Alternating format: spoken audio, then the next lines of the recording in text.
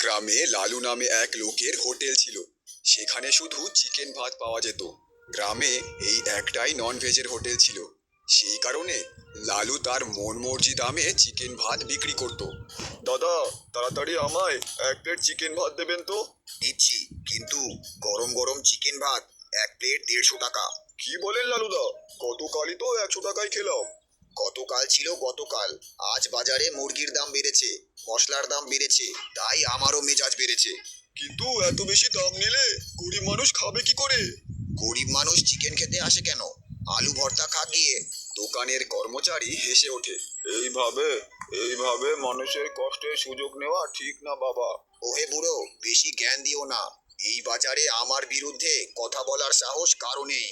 ঠিক তখনই হাতে কোদাল নিয়ে সুরেশ হোটেলের সামনে দিয়ে যাচ্ছিল। লালুদা, একটু কম দাম নিলেই তো মানুষ খুশি হয়। ওই যে এসেছে গ্রামের মহান সাধু। কিরে সুরেশ, তুই জমিতে চাষবাস করিস আর তুই আমাকে ব্যবসা শেখাবি? আমি শুধু বললাম, মানুষের সাথে ভালো ব্যবহার করলে সম্মান পাওয়া যায়। সম্মান দিয়ে ভাত রান্না হয় না, টাকা লাগে, টাকা। আর শোন, এই বাজারে আমার কথাই শেষ কথা। এইদিকে এক যুবক সেই বাজারে আসে। ছেলেটা এই গ্রামে নতুন ছিল। বাজারটা তো বেশ জমজমাট, কিন্তু লোকটার অহংকার আকাশ ছুঁয়েছে মনে হচ্ছে। সে দোকানের সামনে গিয়ে দাঁড়ায়। এক প্লেট চিকেন ভাত দিন তো। 150 টাকা আগে দেন। খাবার খেয়ে টাকা পরে দিলে সমস্যা? এখানে লালুর নিয়ম চলে, আগে টাকা পরে খাবার। বিজয় পকেট থেকে টাকা বের করে দেয়। ঠিক আছে, তবে একটা কথা বলি, যে ব্যবসা শুধু ভয় দেখিয়ে চলে সেটা বেশি দিন টেকে না। চারপাশের মানুষ অবাক হয়ে তাকায়। তুমি নতুন এসেছো তাই বেশি কথা বলছো। এই বাজারে আমার সাথে লাগতে এলে মানুষ টিকতে পারে না। দেখা যাবে। লালু রাগে ফুঁসতে থাকে। লোভ আর অহংকারে অন্ধ হয়ে গিয়েছে লালু। কিন্তু সে জানতো না এই বাজারেই এমন একজনের আগমন হয়েছে যে তার অন্যায়ের সাম্রাজ্য কাঁপিয়ে দেবে। হে ভগবান, আমি কোথায় যাই, কি করি? আমার কাছে যা টাকা ছিল সব শেষ হয়ে গেছে। এখন 1 টাকাও নেই আমার কাছে। আর তার ওপর আমার খুব খিদে পাচ্ছে। 2 দিন হলো কিছু খাইনি। আমি কি করে জানবো যে আমায় একদিন এই দিনও দেখতে হবে? বিজয় হাঁটতে হাঁটতে গ্রামের ক্ষেতের পাশ দিয়ে যাচ্ছিল। পাশে জমিতে একটা ছেলে কাজ করছিল। দাদা, বলছি, আপনি আমায় কিছু খেতে দিতে পারেন? 2 দিন কিছু খাইনি, খুব খিদে পেয়েছে। আরে ভাই, তোমার দেখে মনে হচ্ছে তুমি খুব ক্লান্ত। আসো আসো, পাশের গাছের নিচে বসি। তারপর দুজন পাশে গাছের নিচে বসে। কাজ করছিল যে সে ছিল সুরেশ। সুরেশ সরল মনের মানুষ ছিল। দেখো ভাই, আমার কাছে সাইডে রুটি আছে, আর সাথে মা লঙ্কার চাটনি দিয়েছে। তোমার যদি সমস্যা না থাকে আমরা দুইজন এটা ভাগ করে খাইতে পারি। বিজয় খাবার দেখে খুশি হয়ে যায়। আরে দাদা, যাই হোক, আমার খুব খিদে পেয়েছে, দাও তাড়াতাড়ি আমায়। তারপর দুজন রুটি আর লঙ্কার চাটনি খেতে শুরু করে। ওরা দুজনেই খুব ক্ষুধার্ত ছিল, তাই খুব তাড়াতাড়ি রুটিগুলো শেষ করে ফেলে। তুমি তো এই গ্রামের না, কোথা থেকে আইছো? আর তোমার নাম কি? বিজয় নাম আমার। আর এখনকার মতো আমার কেউ নেই। আর তোমার অনেক অনেক ধন্যবাদ আমাকে খাবার খাওয়ানোর জন্য। তাইলে তুমি কোথায় থাকতেছো? বিজয় কিছু না ভেবেই সোজা বলে, এখন তো আমার কাছে না থাকার জায়গা আছে, না খাবার জায়গা আছে। যদি তুমি তোমার সাথে থাকতে দাও তাহলে অনেক সাহায্য হয়। আমি তো একজন গরিব কৃষক। তোমার সমস্যা না থাকলে তুমি আমার ছোট্ট ঘরে থাকতে পারো, কিন্তু হ্যাঁ, খাবারের জন্য তোমার এই কিছু করতে হবে। দুজনে এই সব কথা বলে সুরেশের বাড়ি চলে যায়। সুরেশ তার মায়ের সাথে থাকতো। সুরেশদেরকে দেখে সুরেশের মা বলে, তোমার সাথে এটা কে? কোথা থেকে নিয়ে আসলে একে? মা, ও বিজয়। ও খুব ক্ষুধার্ত ছিল। আমার টিফিনটা আমি আর ও ভাগ করে খাইছি। ওর কোনো থাকার জায়গা নাই, তাই আমি ওরে আমাদের বাড়িতে নিয়ে আসলাম। এটা তো ঠিক আছে বাবা, কিন্তু আমাদের কাছে আমাদেরই খাবারের টাকা নেই। আমরা অন্য কাউকে কি করে খাওয়াবো? মা, একজন অতিথি আইছে, তার সামনে এরম বইলো না। বিজয় তাদের কথা শুনে বুঝতে পারে যে তাদের পরিস্থিতি খুব খারাপ ছিল। মা, আমরা বাজারের দিকে ঘুরে আসি। তারপর সুরেশ আর বিজয় বাইরে বেরিয়ে যায়। সুরেশ ভাই, তোমার মা এরকম কেন বলছিল? যদি তোমার টাকার এতই সমস্যা, তাহলে তুমি চাষবাস কেন করছো? ভাই, কি বলবো আর, এক সময় আমার মায়ের খুব শরীর খারাপ হয়েছিল, যার জন্য আমি গ্রামের প্রধানের কাছ থেকে কিছু টাকা ধার নিয়েছিলাম।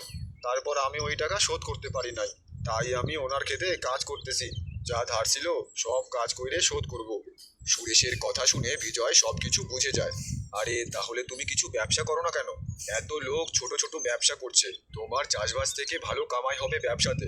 আমার কাছে এত টাকা নাই, যা টাকা কামাই করি তার বেশিরভাগটাই প্রধান নিয়ে নেয়, আর যা টাকা বাইসে থাকে সেই দিয়ে আমার আর আমার মায়ের কোনো রকমে পেটটা চলে। তারপর দুজনে গ্রামে ঘুরতে থাকে। তারা বাজারে যায়। বাজারে অনেক খাবারের দোকান ছিল, কিন্তু সব থেকে বেশি ভিড় লালুর হোটেলেই ছিল, কেননা লালু একাই চিকেন কারি বিক্রি করত। আরে সুরেশ, এত খাবারের দোকান দেখলাম, কোথাও এত ভিড় ছিল না, ওইখানে এত ভিড় কেন? ওখানে কি বেচছে যার জন্য এত ভিড়? এটা তো লালুর হোটেল।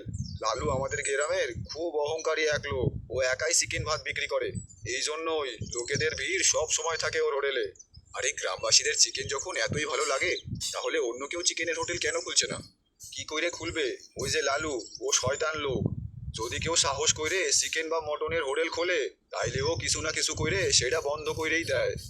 দুজনে এইরকম কথা বলে সেখান থেকে চলে যায়। তারপর তারা বাড়ি ফিরে আসে। রাতে যখন তারা খাবার খাচ্ছিল, শোন বাবা, মাস হতে চললো, কাল কিছু টাকা প্রধানের কাছ থেকে নিয়ে আসিস। ঠিক আছে মা, আর কিছু টাকা সে নেবো ওনার থেকে। সুরেশ, তোমার যদি কোনো অসুবিধে না থাকে, আমি কি কালকে তোমার সাথে প্রধানের বাড়ি যেতে পারি? ঠিক আছে ভাই, কাল তুমি আমার সাথে প্রধানের বাড়ি যেও। তারপর সুরেশ আর বিজয় শুয়ে পড়ে। পরদিন সকাল, লালুর দোকানে ভিড় ছিল, লোকেরা মজা নিয়ে চিকেন কারি খাচ্ছে।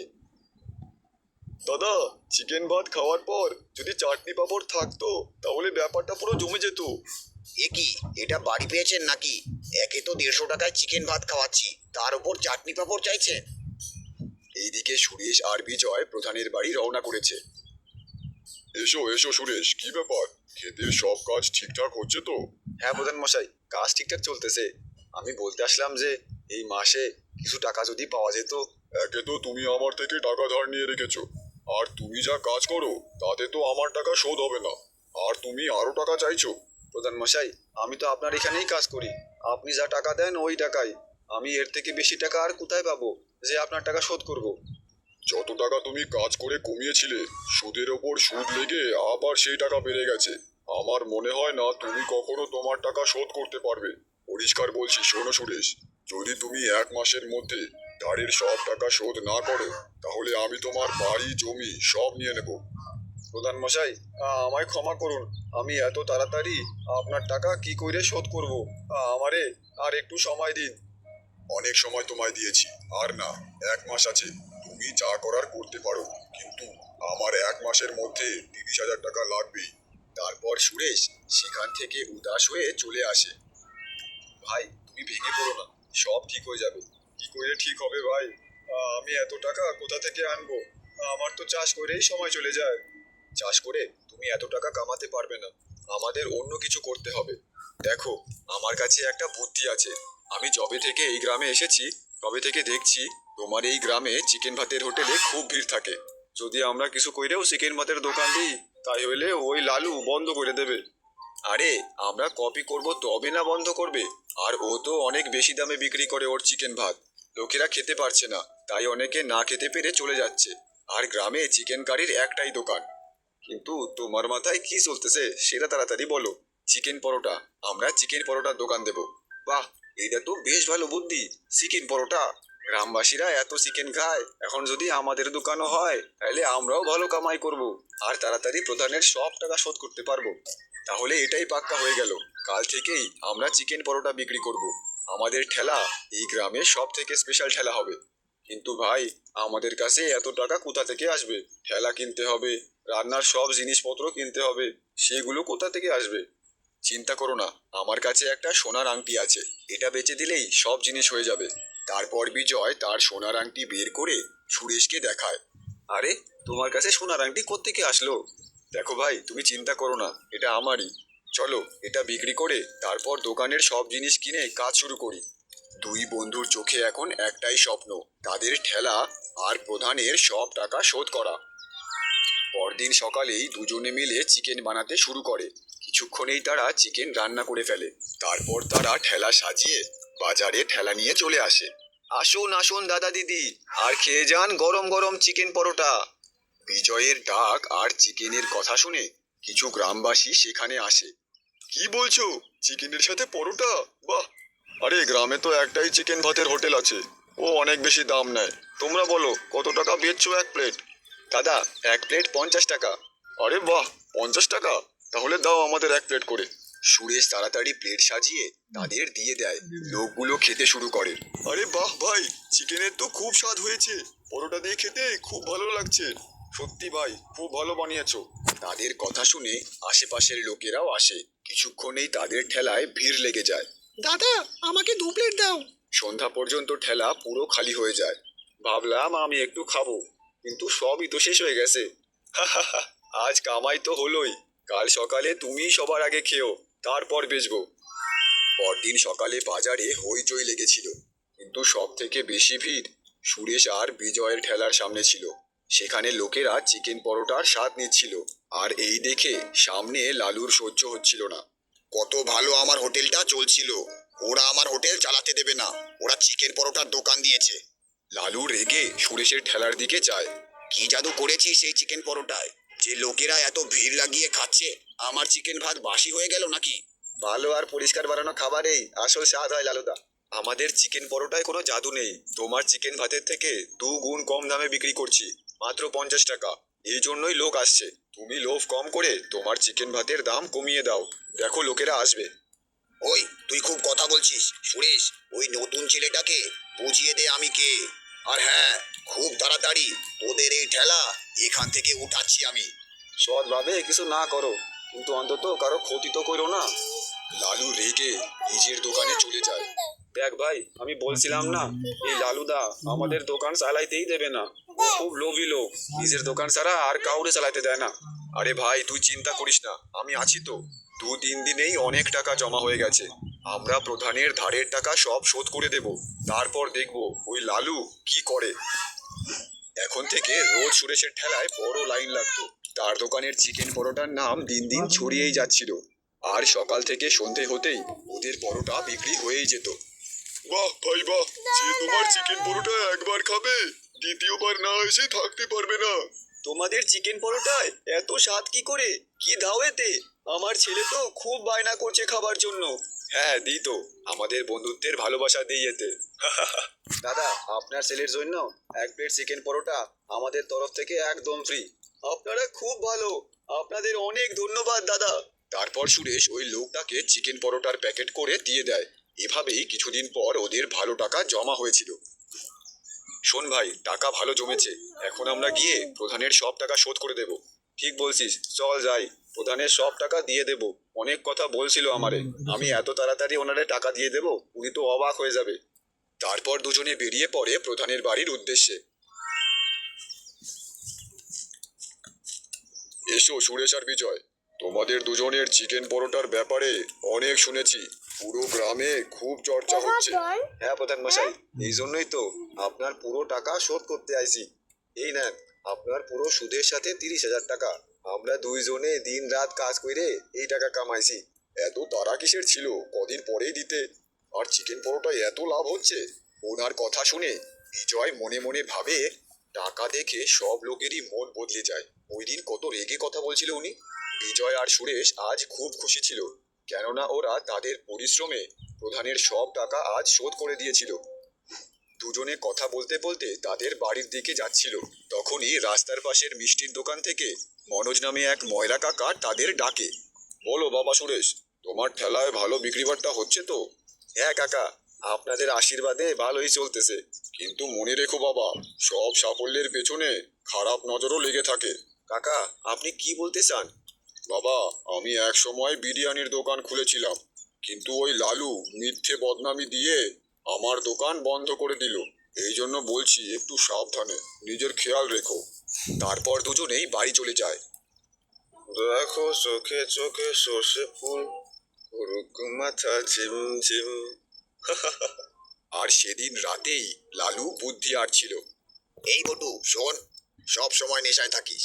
আজকে আমি তোকে একটা কাজ বলছি, কাজটা ভালো করে করতে হবে কিন্তু, বুঝেছিস?